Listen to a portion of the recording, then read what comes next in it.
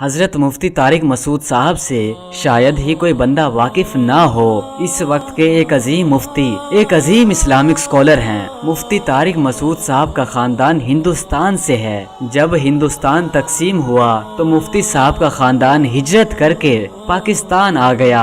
मुफ्ती साहब पैदा सरगोदा में हुए लेकिन पले बड़े कराची में हैं। मुफ्ती साहब के वालिद का नाम हाफिज मसूद था। मुफ्ती साहब के वालिद नेवी में काम किया करते थे और आपके वालिद एक निहायत ही नेक इंसान थे।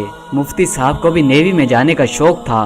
एक दिन कुछ यूं हुआ कि मुफ्ती साहब सेकंड ईयर में पढ़ रहे थे और मुफ्ती साहब के मोहल्ले की मस्जिद में कुछ तबलीगी जमात वाले आए और वो सबको दावत दे रहे थे। सर्दियां थी, तबलीग वाले लोगों को बुला रहे थे कि आओ अल्लाह की राह में चलें, लेकिन कोई भी साथ चलने को तैयार नहीं था। जब मुफ्ती साहब ने ये देखा कि इनके साथ कोई भी चलने को तैयार नहीं है तो मुफ्ती साहब को इन पर तरस आया। इस तरस ने मुफ्ती साहब की जिंदगी को ही बदल कर रख दिया।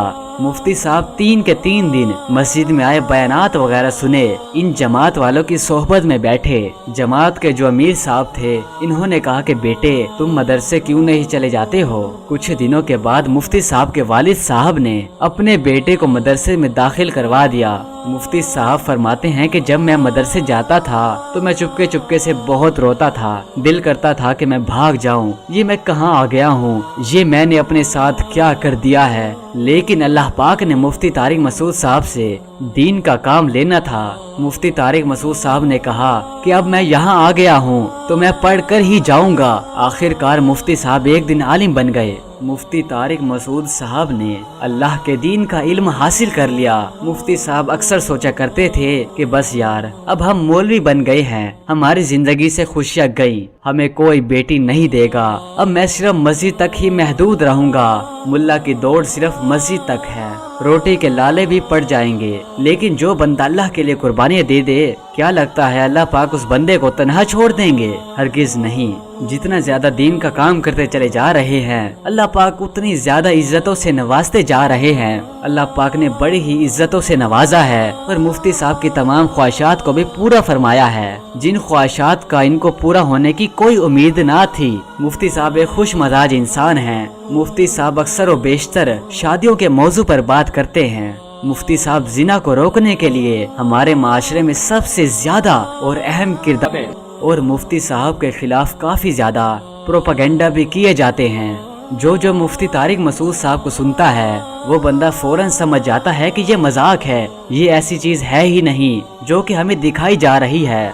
थंबनेल पर लड़कियों की गलत तस्वीर लगी होती हैं, हालांकि वो मुफ्ती साहब के चैनल वाले नहीं लगाते हैं। मैं आप सबसे गुजारिश करूंगा कि आप मुफ्ती साहब के ऑफिशियल चैनल्स पर जाया करें, वहां पर आपको पूरी डिटेल से वीडियोस मिला करेंगी।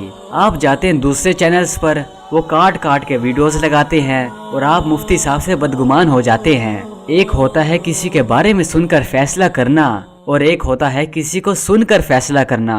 अब आप अपने आप को देख लें, मुफ्ती साहब के बारे में सुनकर फैसला करते हैं या फिर मुफ्ती साहब को सुनकर फैसला करते हैं।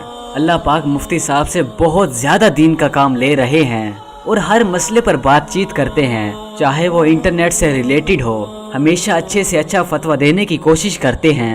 अल्लाह पाक मुफ्ती साहब की उम्र में बरकत फरमाए और लंबी तंदुरुस्ती वाली जिंदगी अता फरमाए। आमीन। जज़ाकल्लाह।